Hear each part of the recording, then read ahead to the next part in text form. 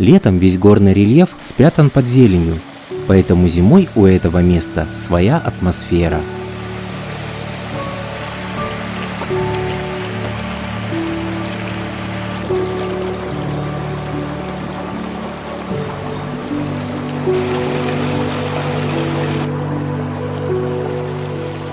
Это просто чудо увидеть зимой действующий водопад, в то время как остальные превратились в гигантские сосульки.